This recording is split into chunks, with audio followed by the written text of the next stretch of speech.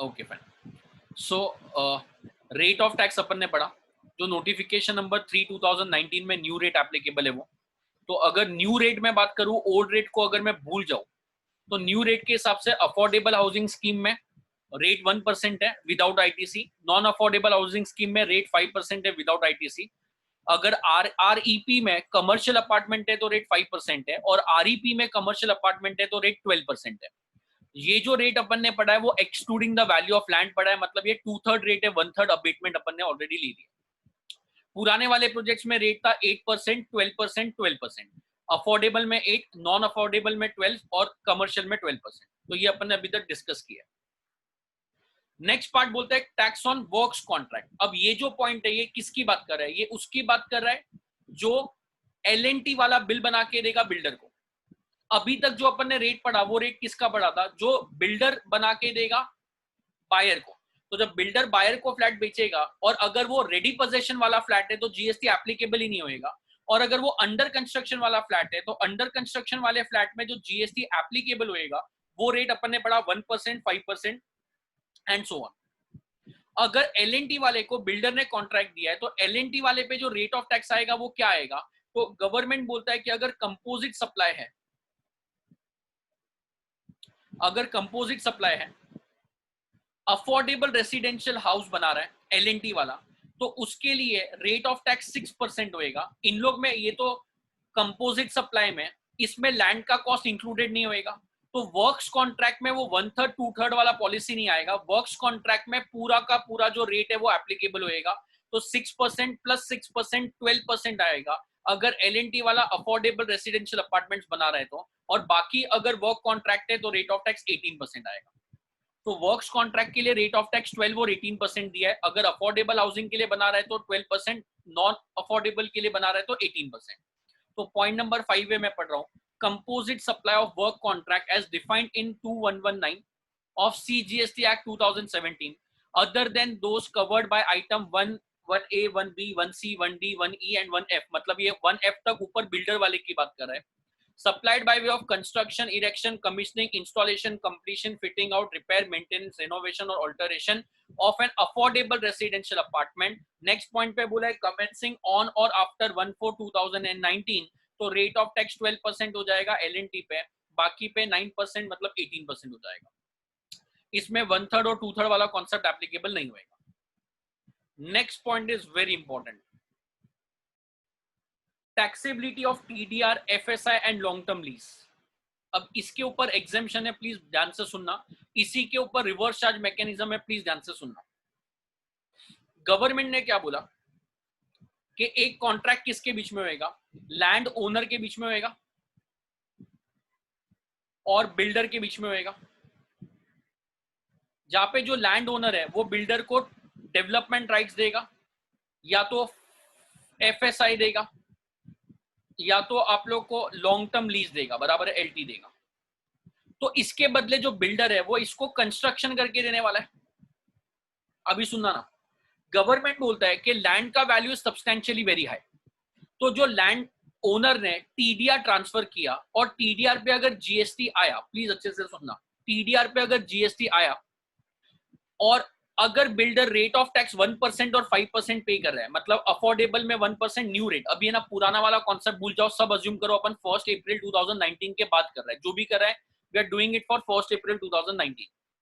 सो 1 April 2019 के बाद land owner ने अपना डेवलपमेंट राइट ट्रांसफर किया बिल्डर को, और अगर सपोज उसके ऊपर जीएसटी एप्लीकेबल हो गया तो लैंड डेवलपमेंट राइट्स के ऊपर जीएसटी पेएबल हो जाएगा।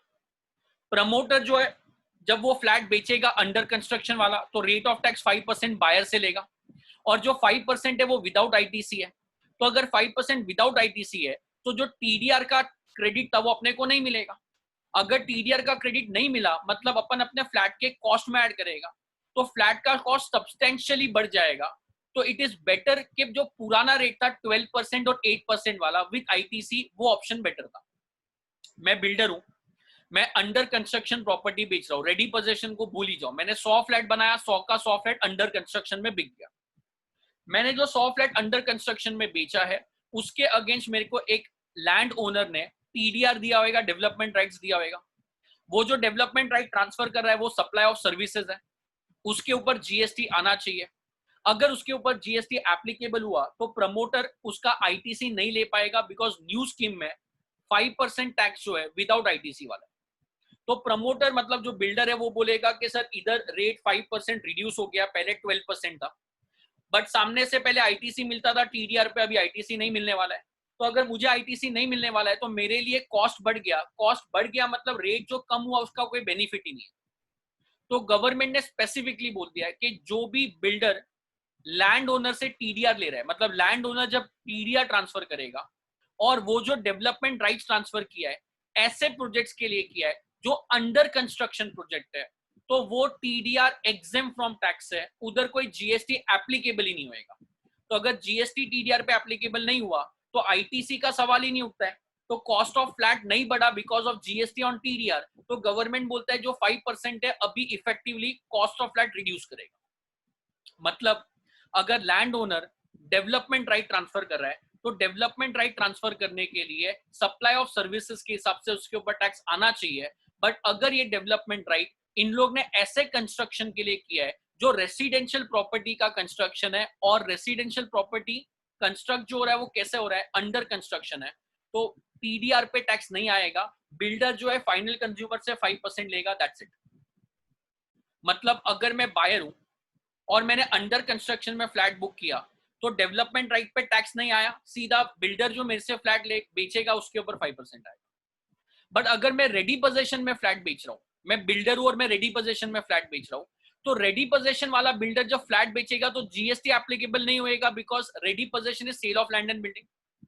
तो जो बायर है उन लोग क्या बोलेगा कि रेडी पोजीशन वाले फ्लैट पे 5% से टैक्स रेट कम हो जाता है, जबकि अंडर कंस्ट्रक्शन में अपने को 5% जीएसटी भरना पड़ता है। तो गवर्नमेंट बोलता है ये टैक्स की वजह से प्राइस डिफरेंशिएशन नहीं होना चाहिए। इसके लिए अगर लैंड ओनर ने डेवलपमेंट राइट ट्रांसफर किया है और वो development right ready position flat के लिए है तो टीडीआर टैक्सेबल होएगा, फ्लैट टैक्सेबल नहीं होएगा। मेरी डिफरेंस है, समझा मैंने क्या बोला? There is a contract between land owner and builder. सिर्फ अज्यूम करो अभी के लिए पूरा का पूरा बिल्डिंग में जो फ्लैट बिका है 100% फ्लैट अंडर कंस्ट्रक्शन में बिक गया। अगर 100% फ्लैट अंडर कंस्ट्रक्शन में बिका मतलब जब लैंड ओनर टीडीआर देगा बिल्डर को तो वो टीडीआर पे जीएसटी नहीं आएगा। बिल्डर जब बायर को फ्लैट देगा तो अफोर्डेबल हाउसिंग स्कीम है तो 1% आएगा, नॉन अफोर्डेबल हाउसिंग स्कीम है तो 5% आएगा। अज्यूम करो कि लैंड ओनर ने डेवलपमेंट राइट्स दिया है बिल्डर को और 100 का 100% फ्लैट जो है वो ट्रांसफर हो गया है कभी आफ्टर कंस्ट्रक्शन। आफ्टर कंस्ट्रक्शन तो अगर 100% ट्रांसफर हुआ है आफ्टर कंस्ट्रक्शन, इसका मतलब ये हो गया कि वो जो फ्लैट है वो फ्लैट्स के ऊपर टैक्स नहीं आएगा, बट जो लैंड ओनर ने टीडीआर ट्रांसफर किया है उसके ऊपर टैक्स एप्लीकेबल होएगा। बराबर है? So whether TDR, FSI, long term lease exempt और टैक्सेबल, इट डिपेंड्स। अगर टीडीआर जो ट्रांसफर किया है is it related to under construction property, yes तो एग्जेम्प्ट है। रेडी पोजीशन है तो नो, इट इज टैक्सेबल। अगर सर टैक्सेबल है तो what rate it is taxable, तो यहाँ पे देखना ना प्लीज, मैंने तुम लोग को बोल दिया हुआ है।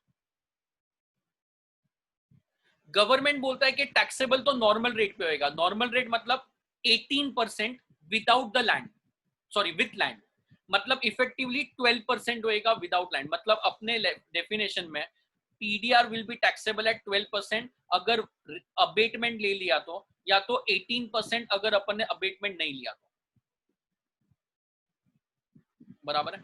सो जो वैल्यू ऑफ फ्लैट है उसमें सॉरी जो टीडीआर है उसके लिए टैक्सेबल वैल्यू क्या होएगा उसको एक बार साइड में रखो।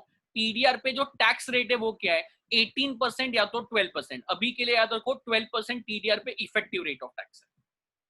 बराबर है? टीडीआर में टैक्सेबल वैल्यू कैसे आएगा सर, तो प्लीज ध्यान से सुनना। अगर मैं तुम लोग को बोल रहा हूं कि लैंड ओनर ने बिल्डर को टीडीआर दिया जिसके बदले बिल्डर उसको कंस्ट्रक्शन करके देगा, वो बोलता है कि 40 फ्लैट आपका हो गया, तो मैं बोल सकता हूं ये जो 40 फ्लैट का वैल्यू होएगा वो टीडीआर का वैल्यू होएगा। अभी के लिए अज्यूम करो पहले जो टीडीआर मैंने ट्रांसफर किया वो रेडी पोजीशन फ्लैट के लिए ट्रांसफर किया। अगर रेडी पोजीशन फ्लैट के लिए ट्रांसफर किया मतलब मेरे जो टीडीआर है उसके ऊपर जीएसटी एप्लीकेबल होएगा। अगर मेरे टीडीआर पे जीएसटी एप्लीकेबल हुआ तो उसका टैक्सेबल वैल्यू मैं क्या लूंगा? तो गवर्नमेंट बोलता है तूने टीडीआर दिया, तेरे को कंसीडरेशन में बिल्डर ने कंस्ट्रक्शन करके दिया, तो तेरे लिए जो कंसीडरेशन है वो 40 फ्लैट कंसीडरेशन है। तो ये जो 40 फ्लैट का वैल्यू रहेगा, ये वैल्यू तेरे टीडीआर का वैल्यू बन जाएगा, जिसके ऊपर रेट ऑफ टैक्स 12% या 12% एप्लीकेबल होएगा 1/3 वैल्यू कंसीडर करने के बाद। आई थिंक समझेगा। सो टीडीआर वेदर एग्जेम्प्ट और टैक्सेबल, टीडीआर डिपेंड करता है। अगर अंडर कंस्ट्रक्शन फ्लैट के लिए टीडीआर है तो एग्जेम्प्ट है, रेडी पोजीशन के लिए टीडीआर है तो टैक्सेबल है। रेडी पोजीशन के लिए अगर टीडीआर है तो टीडीआर का वैल्यू क्या रहेगा? टीडीआर का वैल्यू रहेगा value of consideration receive from the builder. Consideration अगर फ्लैट में मिल रहा है तो जो फ्लैट का वैल्यू रहेगा वो टीडीआर का वैल्यू रहेगा। रेट ऑफ टैक्स क्या एप्लीकेबल होएगा? Rate of tax 12% effective rate applicable होएगा। अब सर आपने क्या बोला, ये टीडीआर पे टैक्सेबल क्यों लगाया रेडी पोजीशन वाले पे? बिकॉज रेडी पोजीशन में फ्लैट पे टैक्स नहीं आता है, इसके लिए टीडीआर पे टैक्स लिया। बट सर अगर रेडी पोजीशन में फ्लैट पे टैक्स आता तो सिर्फ 5% आता, बट यहाँ पे टीडीआर पे तो जो टैक्स आया वो 12% आया। तो इसके लिए गवर्नमेंट ने एग्जेम्पशन में क्या बोल दिया है, चेक करना ना प्लीज। गवर्नमेंट बोलता है मैक्सिमम अमाउंट, ये वाला maximum amount of tax payable क्या रहेगा?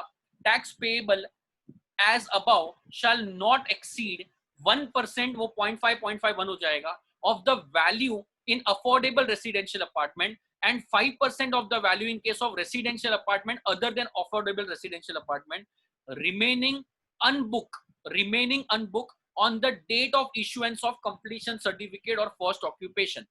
मतलब अगर 100 फ्लैट का बिल्डिंग था, 20 फ्लैट अनबुक है, तो जो 20 फ्लैट अनबुक है उसको मल्टीप्लाई बाय असेसेबल वैल्यू मतलब सेल वैल्यू करेंगे। तो 20 फ्लैट अगर सपोज 1 लाख रुपए में बिका, 1 लाख अजम्पशन 1 करोड़ में बिका, तो 20 into 1 crore 20 crore unsold flat का वैल्यू है। तो 20 करोड़ पे जो 5% आएगा, वॉट एवर इज द 5%, उससे ज्यादा टीडीआर पे जीएसटी नहीं आ सकता है।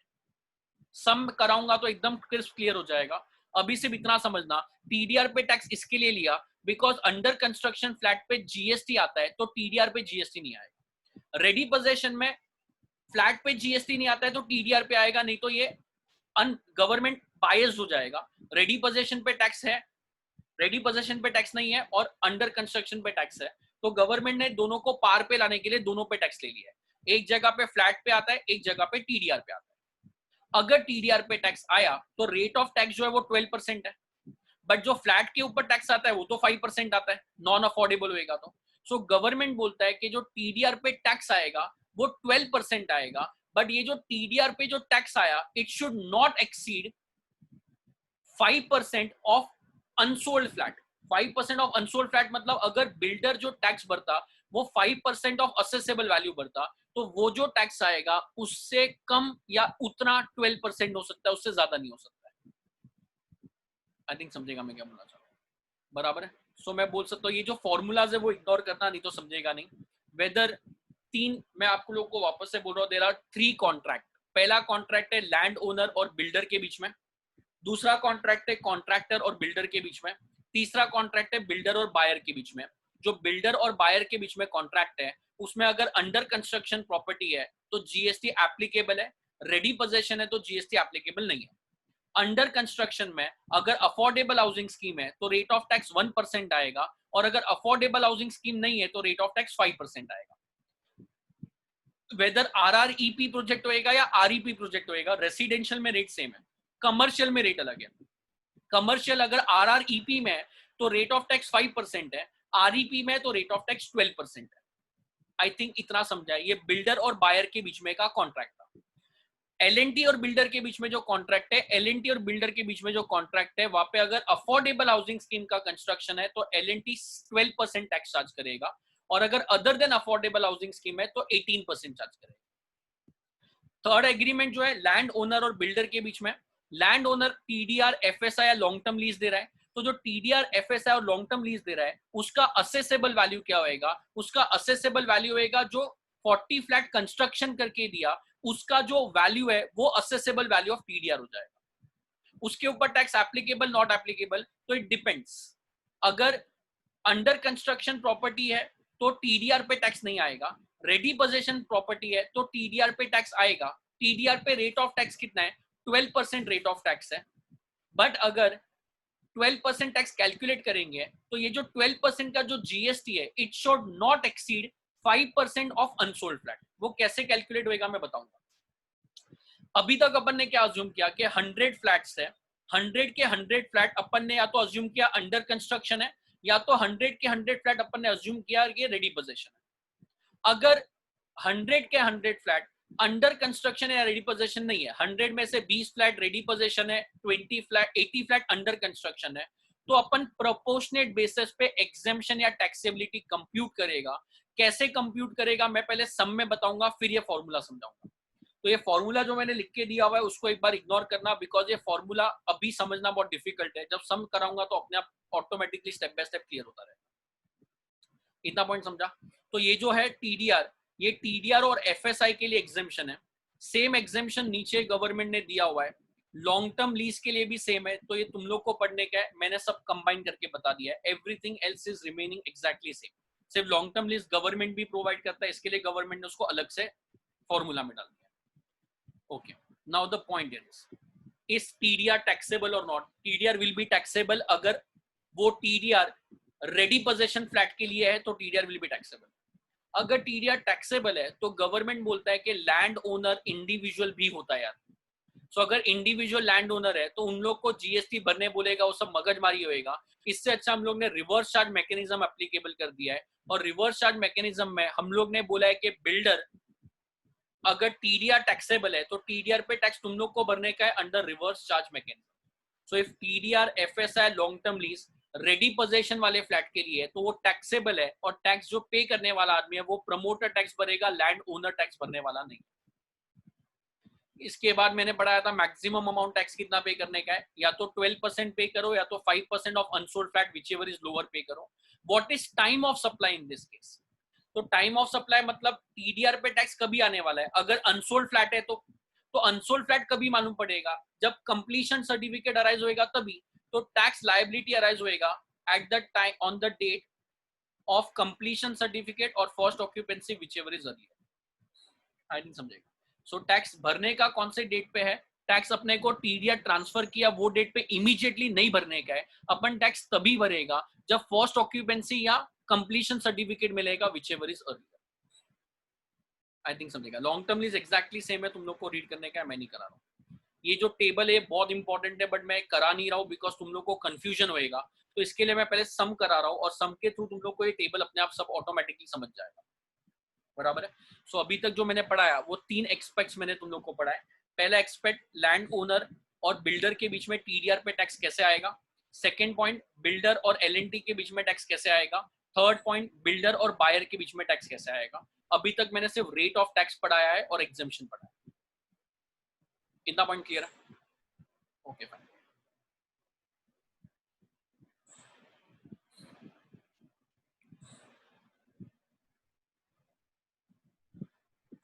ओके, अभी एकदम मामूली छोटे छोटे पॉइंट्स बचे हुए बस। ये इतना जो मेन था वो मेन था, इसके आगे सारा का सारा इजी है। ये चेक करना ना, एग्जाम्पल में पहले करा रहा हूँ। A builder named Mr. B, promoter जिसको बोलते हैं अपन, entered into an agreement with Mr. L, a landowner, for transfer of development rights on 21st May 2019. The details of apartment in the project involved is tabulated below. Agreement date 21st May 2019. Development plan 100 apartment of 100 square metre. मैंने बोला था कि affordable scheme में 60 square metre, और अगर metro non metro है तो 90 square metre का था। तो यहाँ पे 100 स्क्वायर मीटर है, मतलब ये अफोर्डेबल हाउसिंग स्कीम वाला तो प्रोजेक्ट नहीं है। तो डेवलपमेंट प्लान 100 अपार्टमेंट्स का है, 100 स्क्वायर मीटर्स वाला। Consideration for grant of development rights to builder 40%, मतलब बिल्डर ने लैंड ओनर को बोला कि 40 अपार्टमेंट्स में तुझे दूंगा। Number of residential and commercial apartment in a project 70 residential है, 30 कमर्शियल है। 30 कमर्शियल है आउट ऑफ 100, मतलब ये आरईपी है, आरआरईपी नहीं है। आरआरईपी होता तो 15 कमर्शियल होता है, यहाँ पे 30 कमर्शियल है, इसके लिए आरईपी वाला प्रोजेक्ट है। Date of booking is commence 1 June को बुकिंग ओपन हो गया। Rate at the time of booking 75 lakh तक एक अपार्टमेंट का। प्रोजेक्ट कंप्लीशन डेट 31 मई 2022 है। Rate at the time of completion 102 lakh है, number of apartment books by 31st में रेसिडेंशियल और कमर्शियल दिया हुआ है, नंबर ऑफ अपार्टमेंट अनबुक 30 और 10 दिया हुआ है, बराबर है। तो ये जो डेटा दिया हुआ है सिर्फ मैं वो डेटा को वापस से लिख रहा हूं। मैं बोल सकता हूं total apartment under REP project है और ये नॉन अफोर्डेबल हाउसिंग स्कीम वाला है। नॉन अफोर्डेबल है मालूम पड़ा बिकॉज 100 स्क्वायर मीटर है, REP मालूम पड़ा बिकॉज कमर्शियल 30 ऑफ 100 है, टोटल अपार्टमेंट्स 100 है। 100 में से वो मेरे को क्या बोलता है, रेसिडेंशियल अपार्टमेंट जो है वो 70 है, कमर्शियल अपार्टमेंट जो है वो 30 है। रेसिडेंशियल अपार्टमेंट में से अंडर कंस्ट्रक्शन और रेडी पोजीशन में फ्लैट बिका है,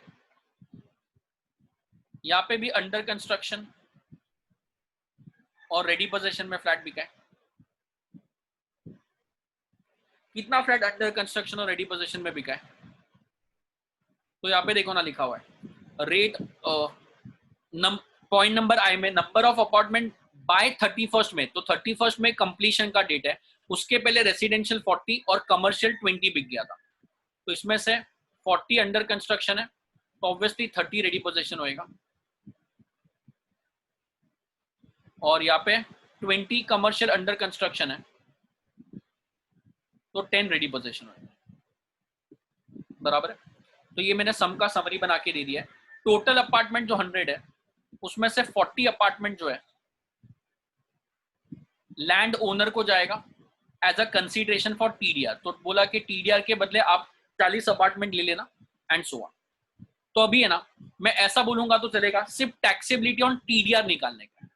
अगर टैक्सेबिलिटी ऑफ फ्लैट निकालने का है फ्लैट, तो ये जो रेसिडेंशियल फ्लैट है जो अंडर कंस्ट्रक्शन में बिका, तो ये 40 फ्लैट का जो वैल्यू होएगा देखो ना 75 लाख ईच फ्लैट का वैल्यू दिया अंडर कंस्ट्रक्शन वाला, उसके ऊपर रेट ऑफ टैक्स 5% आएगा, और जो रेडी पोजीशन है उसके ऊपर टैक्स ही नहीं आएगा।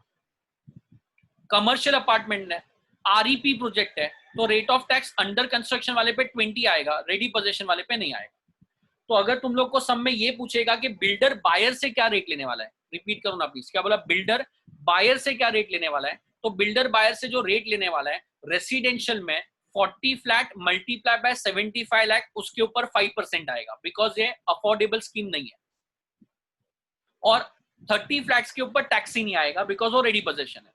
कमर्शियल में 20 apartments multiply by 75 lakh multiply by rate of tax 12% आएगा, और रेडी पोजीशन में टैक्स ही नहीं आएगा। अगर बिल्डर के लिए टैक्स लायबिलिटी पूछा तो अपार्टमेंट सोल्ड पे, मैं ये क्वेश्चन करा रहा हूं लैंड ओनर के पॉइंट ऑफ व्यू से। सो लैंड ओनर अगर ये अपार्टमेंट बेचता है तो लैंड ओनर TDR जो देगा, मैं बोल सकता हूं अपन ने पढ़ा था कि जो TDR अपन ट्रांसफर करता है रेडी पोजीशन से रिलेटेड है तो एग्जेम्प्ट होएगा, और अगर अंडर कंस्ट्रक्शन से रिलेटेड है तो अंडर कंस्ट्रक्शन से रिलेटेड है तो एग्जेम्प्ट होएगा, रेडी पोजीशन से रिलेटेड है तो टैक्सेबल होएगा। तो पहला क्वेश्चन क्या है मेरा कि जो TDR अब की बार है वो पूरा का पूरा रेसिडेंशियल अपार्टमेंट के लिए नहीं है। TDR जो है वो रेसिडेंशियल और कमर्शियल अपार्टमेंट दोनों के लिए है, रेसिडेंशियल 70% है और कमर्शियल 30% है। तो मैं बोल सकता हूं पहली बात तो मैंने नीचे दिया हुआ है,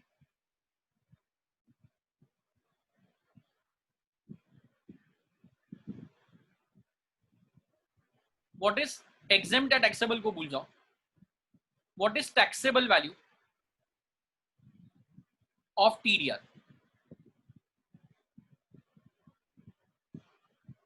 सो TDR जो मैंने ट्रांसफर किया उसके बदले मेरे को 40 अपार्टमेंट्स मिला, बराबर। ये कमर्शियल रेसिडेंशियल दोनों हो सकता है, उधर स्पेसिफिकली नहीं बोला है कि सिर्फ कमर्शियल या रेसिडेंशियल अपार्टमेंट देगा। तो लैंड ओनर को उसने 40 अपार्टमेंट्स TDR के नाम पे दिया कंसीडरेशन।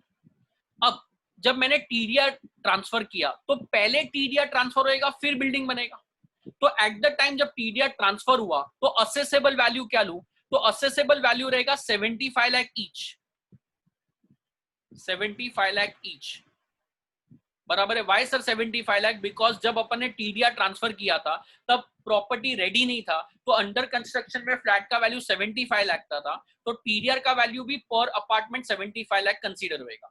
तो अगर बिल्डर ने टीडीआर दिया, उधर से सामने से फ्लैट मिला, तो जो फ्लैट मिला उसका वैल्यू टीडीआर का वैल्यू होएगा। बट फ्लैट का दो वैल्यू है, अंडर कंस्ट्रक्शन में 75 लाख है, रेडी पोजीशन में कुछ 102 लाख है, तो अपन अंडर कंस्ट्रक्शन वाला वैल्यू लेगा, बिकॉज टीडीआर जब ट्रांसफर हुआ तब बिल्डिंग रेडी नहीं था। अब इसमें तुम्हारे पास दो चॉइस है, या तो जो 75 लाख है उसका 2/3 ले लो, बराबर है। अगर इसका 2/3 लिया तो जो जीएसटी का रेट आएगा वो 18% आएगा, बराबर है। या तो तुम लोग 40 अपार्टमेंट्स इंटू 75 लाख करके मल्टीप्लाई बाय सीधा क्या कर सकता है 12%, तो या तो रेट 18 लो या तो रेट 12 लो, तुम्हारा चॉइस है। मैंने ऐसा किया, तो 40 अपार्टमेंट्स मल्टीप्लाई बाय 50 आएगा ना, देखो ना 25 50, तो 40 इंटू 50 2000 हो गया, 2000 का 18% मतलब 360 लाख हो गया।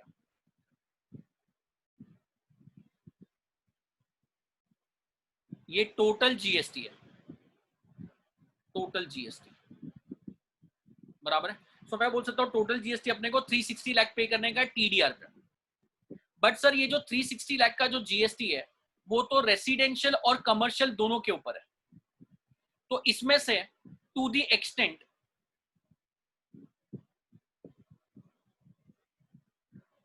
ऑफ रेसिडेंशियल अपार्टमेंट टीडीआर कितना है, तो 360 जो है वो टोटल टीडीआर है। टोटल मतलब ये 100 फ्लैट्स के लिए है, जिसमें से मैं बोल सकता हूँ 70 फ्लैट रेसिडेंशियल के लिए है। तो 70 फ्लैट के ऊपर जीएसटी कितना आएगा अगर टैक्सेबल हुआ तो, पूरा टैक्सेबल है या नहीं वो छोड़ दो, मैंने टीडीआर ट्रांसफर किया, उसके बदले सामने वाले ने मेरे को 40 अपार्टमेंट्स दिया, 40 अपार्टमेंट्स रेडी, कमर्शियल भी है रेसिडेंशियल भी है, अज्यूमिंग 40 अपार्टमेंट्स का टीडीआर पूरा टैक्सेबल है, तो उसके ऊपर जो टैक्स आएगा 360 लाख आएगा। बट ये जो 360 लाख है वो रेसिडेंशियल कमर्शियल दोनों अपार्टमेंट के लिए है, तो रेसिडेंशियल अपार्टमेंट का कितना एक्सटेंड होएगा, तो 360 इंटू 70 डिवाइडेड बाय 100, तो दैट विल गिव यू 252। ये मैंने लेफ्ट हैंड साइड पे कंप्यूट करके दिया। तो ये क्या आ गया, ये आ गया total GST on residential apartment.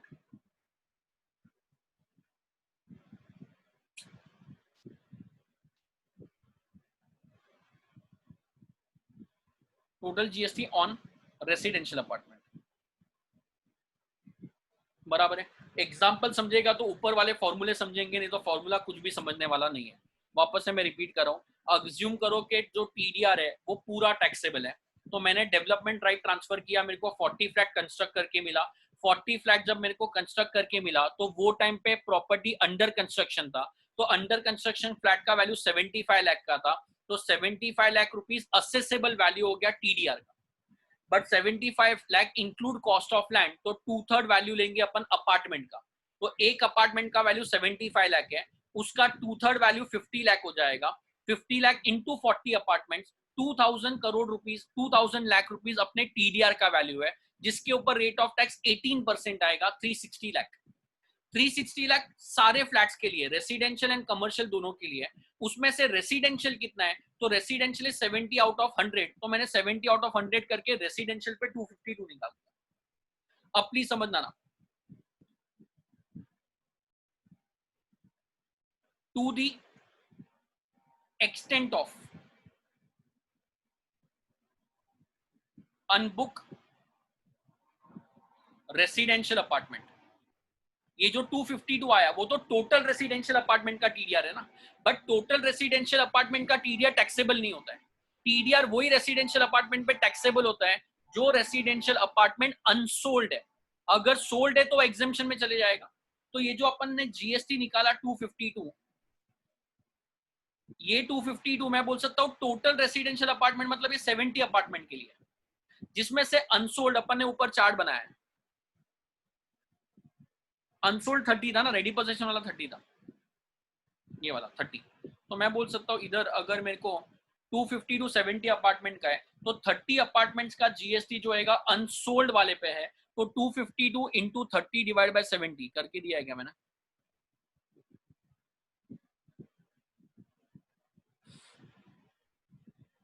हाँ 250, this will be 108 lakh, this will be 108 lakh.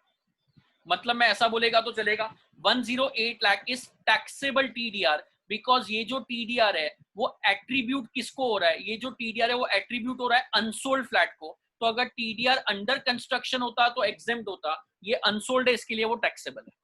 एकदम इजी, और ये फॉर्मूला ऐसे ही समझेगा, नहीं तो नहीं समझेगा, प्लीज अंडरस्टैंड यार।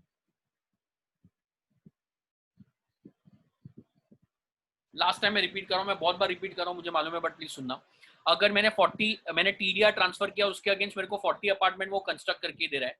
हर एक अपार्टमेंट का अंडर कंस्ट्रक्शन वैल्यू 75 लाख का था, जिसका अपन 2/3 वैल्यू लेगा, बिकॉज अपार्टमेंट में कॉस्ट ऑफ लैंड नहीं आता है। सो 2/3 के हिसाब से 2000 टीडीआर का वैल्यू हो गया, उसके ऊपर 18% जीएसटी 360 लाख हो गया। 360 लाख कमर्शियल रेसिडेंशियल दोनों के लिए है। उसमें से रेसिडेंशियल वाला जो होता है वो एग्जेम्प्ट होता है। तो रेसिडेंशियल निकालने के लिए मैंने 360 को 70:100 के रेशियो में डिवाइड किया, बिकॉज 70 रेसिडेंशियल है और 30 कमर्शियल है। तो रेसिडेंशियल का 252 लाख आया। बट हर एक टीडीआर रेसिडेंशियल का टैक्सेबल नहीं होता है, सिर्फ वो टैक्सेबल होता है जो अनबुक है। तो अनबुक कितना है? 30 अपार्टमेंट्स, तो 30 अपार्टमेंट्स का 108 लाख आया। तो मेरे को जीएसटी जो पेबल है टीडीआर पे वो 108 लाख है। बट फिर अपन ने पढ़ा था कि ये जो पेबल होता है वो मैक्सिमम जीएसटी टीडीआर पे गवर्नमेंट ने कैलकुलेट करके दी।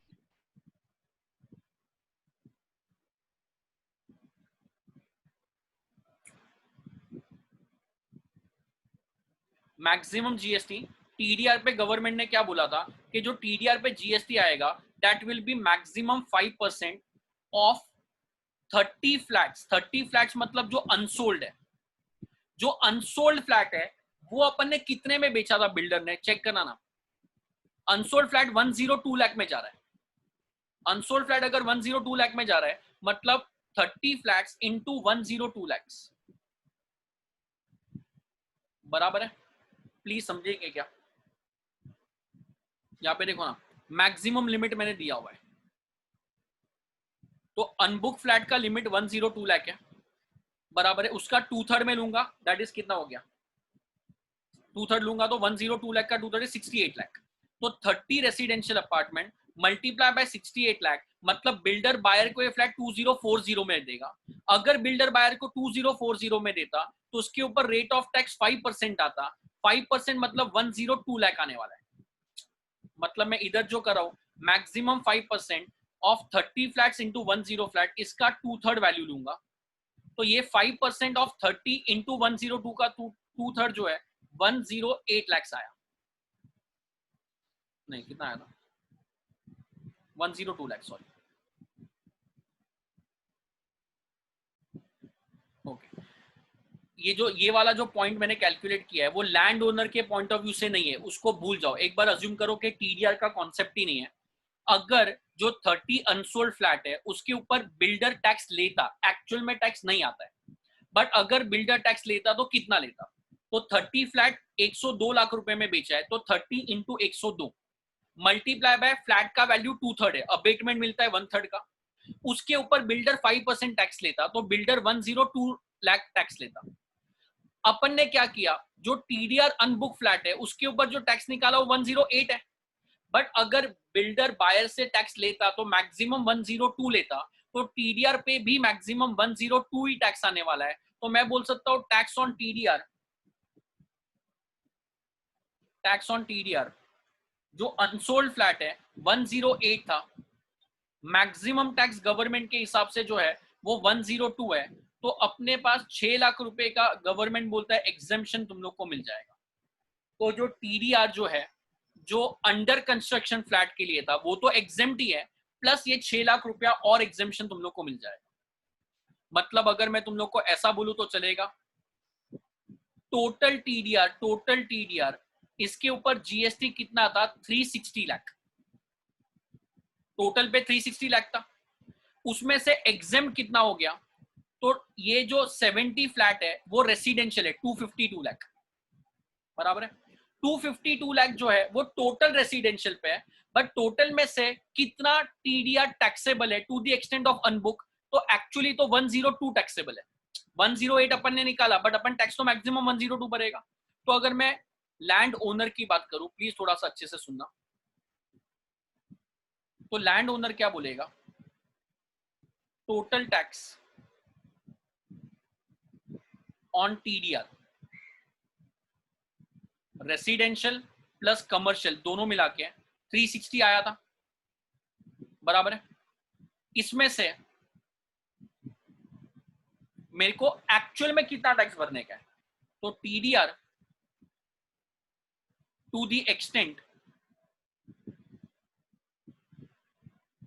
Of residential apartment, residential apartment के लिए कितना टीडीआर अपने को मिला था, तो अपन ने निकाला था ऊपर 252 आई थिंक,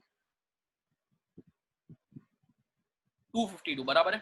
तो 252 रेसिडेंशियल अपार्टमेंट का टीडीआर है, बट रेसिडेंशियल अपार्टमेंट में से एग्जेम्प्ट कितना है, exempt TDR on residential apartment, तो मैं बोल सकता हूं exempt TDR on residential apartment कैसे मिलेगा, टैक्सेबल टीडीआर जो है अपन ने ऊपर निकाला था 102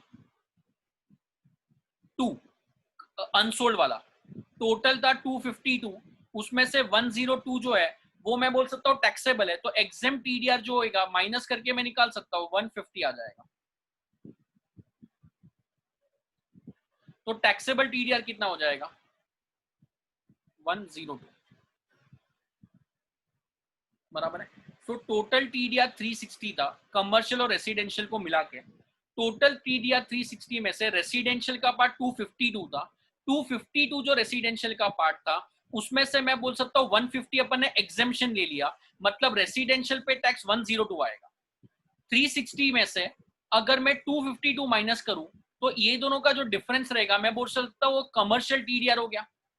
कमर्शियल टीडीआर कितना होएगा 108 आई थिंक, तो कमर्शियल टीडीआर टैक्सेबल है, रेसिडेंशियल का 102 टैक्सेबल है, तो टोटल 210 जीएसटी भरना पड़ेगा टीडीआर के ऊपर, जो लैंड ओनर के बदले आरसीएम में प्रमोटर भरेगा।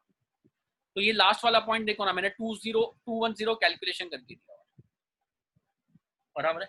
अब ऊपर वाला फॉर्मूला पढ़ने का है तो फॉर्मूला पढ़ो, या तो कॉन्सेप्ट लॉजिकली पढ़ना। अगर मैं तुम लोग को बोल रहा हूं कि मेरे पास ट्रांसफर ऑफ डेवलपमेंट राइट से कंसीडरेशन 2000 करोड़ रुपए का आने वाला है in terms of construction of flat, तो 2000 करोड़ रुपए के ऊपर 18% मतलब 360 करोड़ रुपीस जो है वो मेरा जो टीडीआर है वो टोटल कंस्ट्रक्शन के लिए। तो तुम लोग अलग अलग मेथड से सॉल्व कर सकता है, तो 360 को ही तुम लोग बाइफरकेट कर सकता है रेसिडेंशियल और कमर्शियल में, करके बताओ क्या।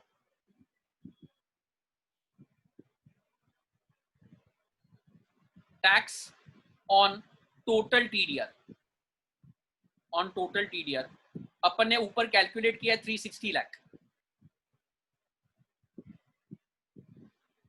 इसी को मैं बाइफरकेट कर देता हूँ रेसिडेंशियल अपार्टमेंट और कमर्शियल अपार्टमेंट में। मैं बोल सकता हूँ 360 लाख टोटल 40 फ्लैट 100 फ्लैट्स के लिए, 100 फ्लैट्स में से मैं बोल सकता हूँ कितना फ्लैट कमर्शियल है, 30 फ्लैट कमर्शियल है, तो 100 डिवाइडेड बाय 360 करो ना, 360 इंटू 30 बाय 100 कितना आएगा,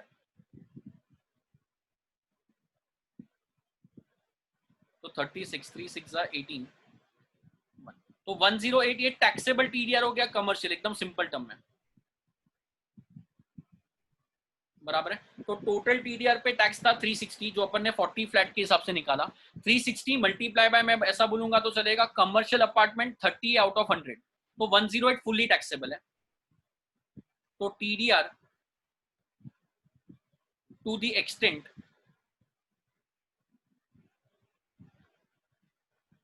ऑफ रेसिडेंशियल अपार्टमेंट कितना हो गया 360 minus 108, so that will give me 252, बराबर है।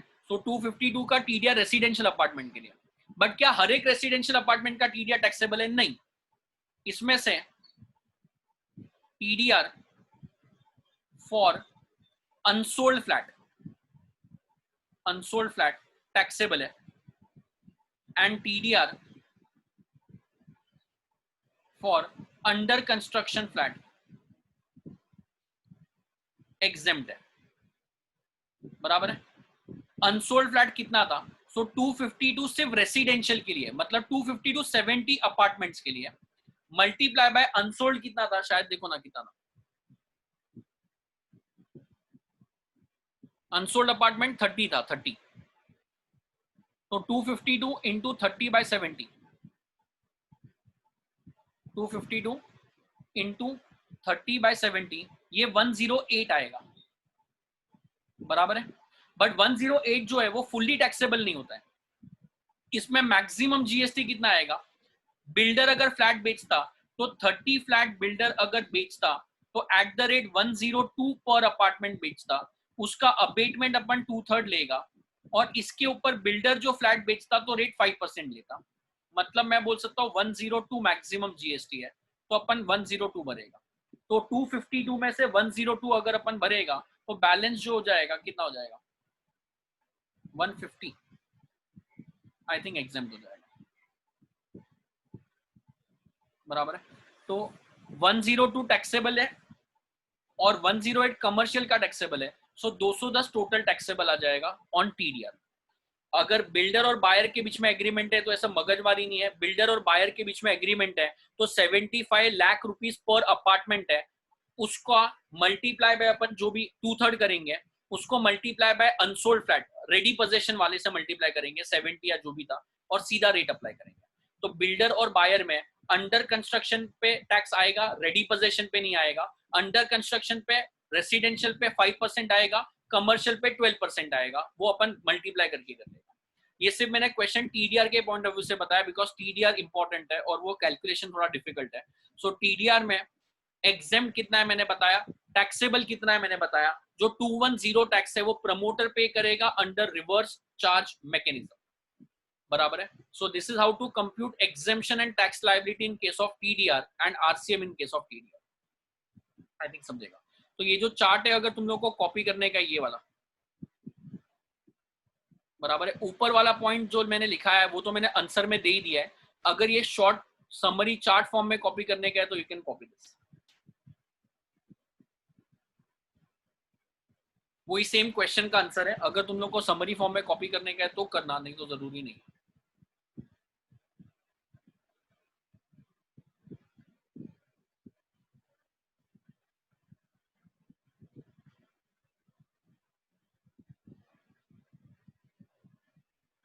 बराबर है। If you are copying so please pause the video, मैं कॉपी करने का टाइम नहीं दे रहा हूँ बिकॉज मैंने आंसर दिया हुआ है, so you can just copy this by pausing the video.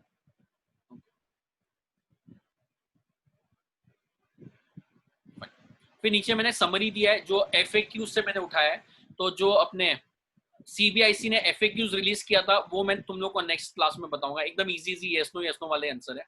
So this is total tax on real estate segment. Real estate segment में बायर और बिल्डर के बीच में एग्रीमेंट होता है, बायर और बिल्डर और एलएनटी के बीच में एग्रीमेंट होता है, और बिल्डर और लैंड ओनर के बीच में एग्रीमेंट होता है। बिल्डर और लैंड ओनर के बीच में टीडीआर जो ट्रांसफर होता है, अगर वो अंडर कंस्ट्रक्शन फ्लैट से रिलेटेड है तो एग्जेम्प्ट होएगा, रेडी पोजीशन से रिलेटेड है तो टैक्सेबल होएगा। रेडी पोजीशन का वैल्यू जो रहेगा वो मैक्सिमम अनसोल्ड फ्लैट का 5% से एक्सीड नहीं होना चाहिए। बायर और बिल्डर के बीच में डिपेंड करता है कि 1 अप्रैल 19 की बात कर रहा हूँ, आरआरईपी प्रोजेक्ट है या आरईपी है। आरआरईपी होएगा और आरईपी होएगा, रेसिडेंशियल पे सेम रेट है, अफोर्डेबल 1%, नॉन अफोर्डेबल 5%। और अगर तुम लोग का क्या बोलते हैं कमर्शियल अपार्टमेंट है, आरआरईपी में तो 5%, नॉन आरआरईपी में तो 12% है, बराबर है। तो इधर इफ यू सी,